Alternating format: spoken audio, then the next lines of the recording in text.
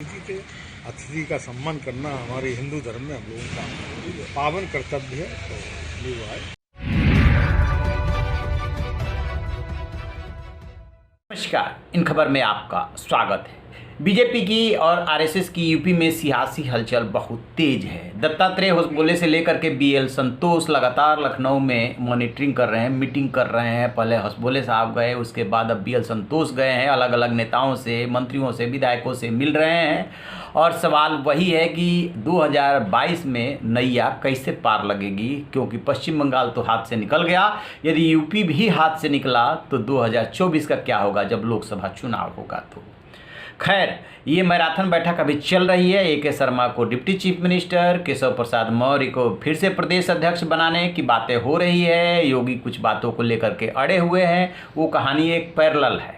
दूसरी कहानी इधर ये शुरू हुई है कि एक साथ बीजेपी ने दो मुहिम शुरू की है। एक उत्तर प्रदेश चुनाव की तैयारी, और दूसरी तरफ जो अभी पंचायतों के चुनाव हुए हैं उसमें कैसे ज़्यादा से ज़्यादा जिलों में अपने जिला पंचायत अध्यक्ष बनाए जाएं।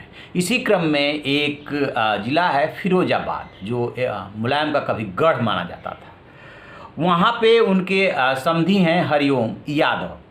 वो सिरसागंज से विधायक हैं। पहले कभी 2002 में वो सिकोहाबाद से जीते थे। इसके बाद जब 2012 में ये सीट अस्तित्व में आई सिरसागंज, तो 2012 में और 2017 में जीते। इसी साल फरवरी में उन्होंने कुछ बयान दिया जिसको लेकर के पार्टी उनसे नाराज़ हो गई और उन्हें 6 साल से पार्टी के लिए निष्कासित कर दिया गया। उनके बेटे और बहू, बेटे का नाम विजय प्रताप है, वो जो है जिला पंचायत सदस्य बने हैं और बहू भी बनी हैं। और इधर बीजेपी को वहाँ पर अपना जिला पंचायत अध्यक्ष बनाना है। लिहाजा पहला मकसद है जिला पंचायत अध्यक्ष।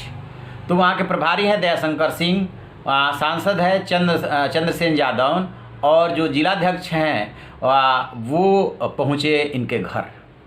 और घर पहुँचने के बाद बातचीत क्या होती है? राजनीतिक ही बातचीत होती है।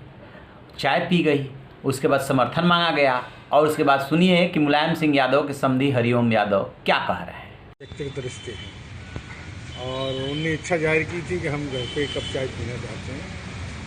सांसद जी ने भी इच्छा जाहिर की, सभी लोगों का मन था, तो वो चाय पीने आए। उनका घर है, उनका स्वागत है। हमारे घर पे आए तो हमारे अतिथि थे। अतिथि का सम्मान करना हमारे हिंदू धर्म में हम लोगों का पावन कर्तव्य है, तो ये वो है। तो जैसा कि आपने सुना, इनका कहना है कि भाई अतिथि थे, आए थे, चाय पीने की इच्छा जाहिर की थी, सो चाय पिए। रही बात समर्थन की, तो उस पर विचार किया जाएगा। बीजेपी में भी शामिल होने संबंधी सवाल पूछे गए, तो वो भी कहा कि जब पता होगा सब तो आपको पता चल ही जाएगा, देख लिया जाएगा। कहने का मतलब ये कि चूंकि उधर से उपेक्षित है, रिश्ते में मुलायम सिंह के समधी हैं, तो ये दो वजहों से चर्चे में है। एक तो बीजेपी नेताओं का खुलेआम इनके यहाँ आना, और उसके बाद मुलायम सिंह का इनका समधी होना, ये दोनों चीज़ें काफ़ी मायने रखती है। तो जो खबरें आ रही है कि जिला पंचायत अध्यक्ष के चुनाव में ये बीजेपी के साथ जा रहे हैं, बेटे बहू उनके लिए मतदान करेंगे, और इनके बेटे जो हैं वो जिला पंचायत अध्यक्ष कभी रह भी चुके हैं।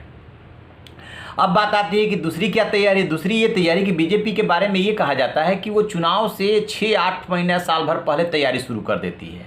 आप याद कीजिए पश्चिम बंगाल को कितना पहले एक्टिव हो गई थी। ठीक उसी तरीके से यूपी में भी बीजेपी अब एक्टिव हो गई है। उसे पता है कि पंचायत चुनाव में जो खराब परफॉर्मेंस हुआ है, और कोरोना की जो दूसरी लहर में योगी सरकार कहीं ना कहीं फेल हुई है।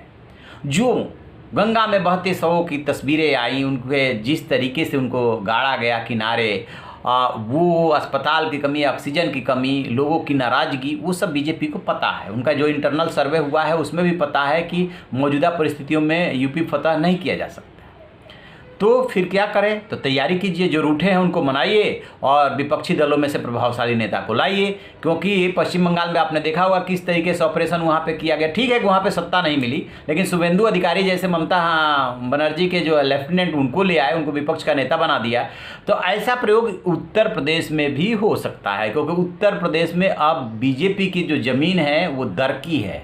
वो वाली स्थिति नहीं है। 4.5 साल लगभग आपने शासन कर लिया और कोरोना ने सब कुछ बेनकाब कर दिया है कि किस सरकार की कितनी तैयारी थी, सब कुछ देख लिया गया। केंद्र सरकार भी फेल रही है, योगी सरकार भी फेल रही है, दिल्ली सरकार भी फेल रही है, जहाँ जहाँ कांग्रेस की सरकारें हैं, चाहे पंजाब और छत्तीसगढ़, सब फेल रहे हैं क्योंकि किसी ने भी तैयारी नहीं की थी। लेकिन केंद्र सरकार की जिम्मेदारी इसलिए ज़्यादा बनती है क्योंकि उसे ही मॉनिटर करना था, लिहाजा मोदी सरकार भी निशाने पे है और योगी सरकार भी निशाने पे है। उसी नाराजगी को दूर करने के लिए आरएसएस और बीजेपी एक्टिव हुआ है। अब देखने वाली बात यह है कि इनके एक्टिव होने से कितना फर्क पड़ता है, क्या नाराज कार्यकर्ताओं को, नाराज लोगों को ये मना ले जाते हैं या नैया अधर में फंस जाती है। बहरहाल अभी जो है किसी तरीके से जिला पंचायत अध्यक्ष बनवाना है और पूरब से लेकर के पश्चिम तक, ताकि मैसेज जाए कि बीजेपी कमज़ोर नहीं हुई है।